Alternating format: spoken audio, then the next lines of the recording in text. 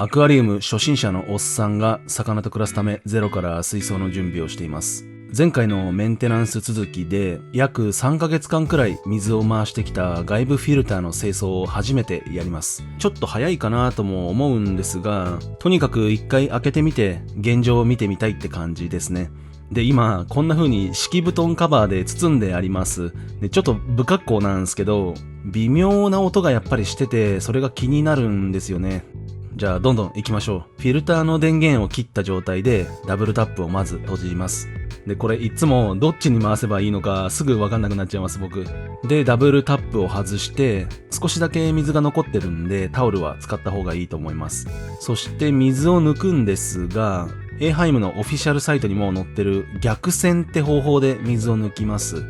で、ちなみに入院してる時に股間を洗ってもらうことを陰線って言います。入院してテンパってる時にいきなり出てくると本当何のことだかわかんないんで、知ってて損は絶対ないです。で、まずフィルター容量より大きいバケツを用意してサイフォンを使うんで少し水面より高くしといて、先に給水側のダブルタップを解除してから排水側のダブルタップを解除します。そうするとこんな風にいつもとは逆方向で水が出てきます。フィルターでこした汚れを逆流させて外に出す感じですね。水抜きと一緒に少しゴミも出せるんで簡易清掃にも向いてるそうです。抜いた水は洗浄用の飼育水にもそのまま使えますね。で、早速もうこれバケツの中でなんかうごめいてます。南沼エビです。もうこの時点で結構出てきました。吸い込まれないように対応したんですけど、やっぱりね、吸い込まれてました。とにかく先に清掃をってことで本体を開けていきます。で、フィルターが動いてないと露材にいるバクテリアが30分で死ぬっていう情報があったんですが、そうだとすると売ってるバクテリア剤ってもう死んじゃってんじゃないっていうのがあるんで、僕はそれは信じてないです。でも早めに作業しといた方が何かしらダメージは少ないかなとは思ってます。そして中身ですが、ウールマットはもうちょっと嬉しくなるぐらい汚れてます。で、この匂いがね、アクアリウムやってるぜっていう匂いなんですよ。今これ匂い伝わってますよね。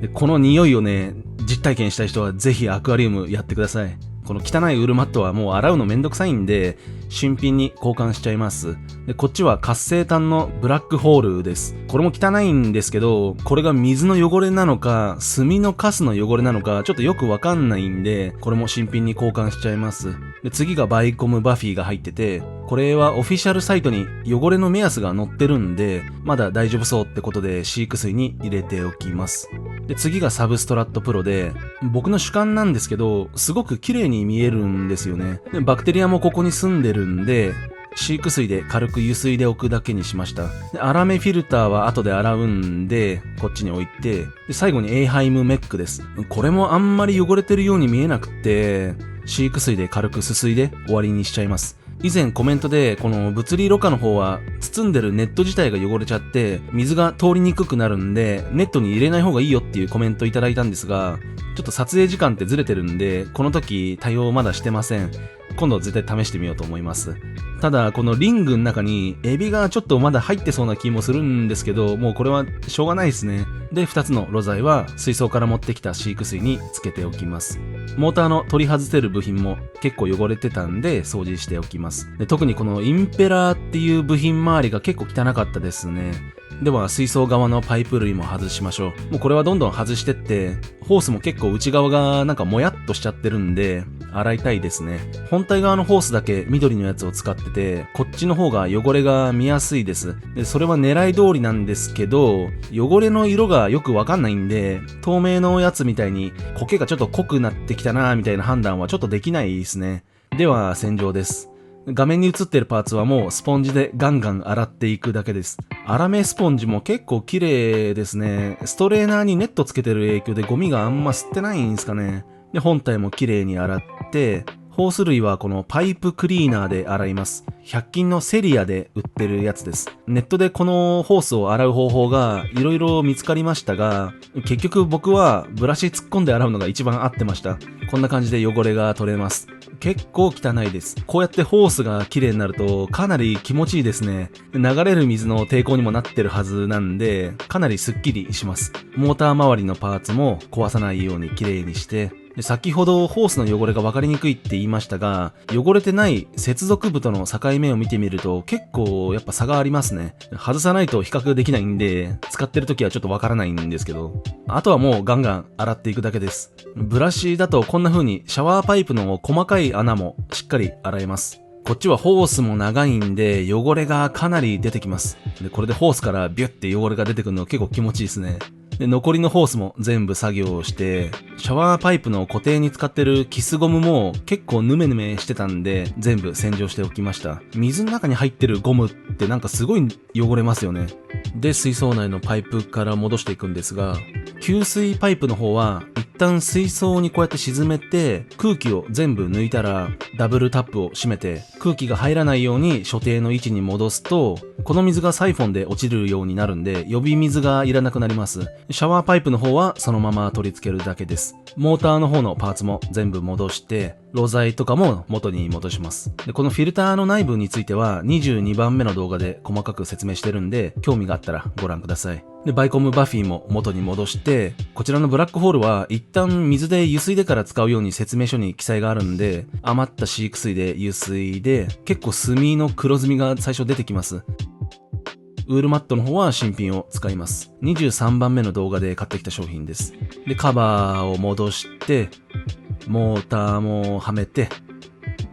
ダブルタップも接続します。で、ここでダブルタップを開きますが、先に排水側を開いてから給水側を開きます。先ほどホースを水で満たしたんで、そのままサイフォンでフィルターに水が落ちてきます。で、それでボコボコ空気が押し出されてますね。で、これがちょっと落ち着いたら電源を入れて、これで通水完了です。全部フィルターの中身を掃除したりすると、少しフィルターの中に空気が噛んでるんで、こんな風にね、すごいうるさい音が最初するんですよ。揺すったりして空気が逃げると、こんな風に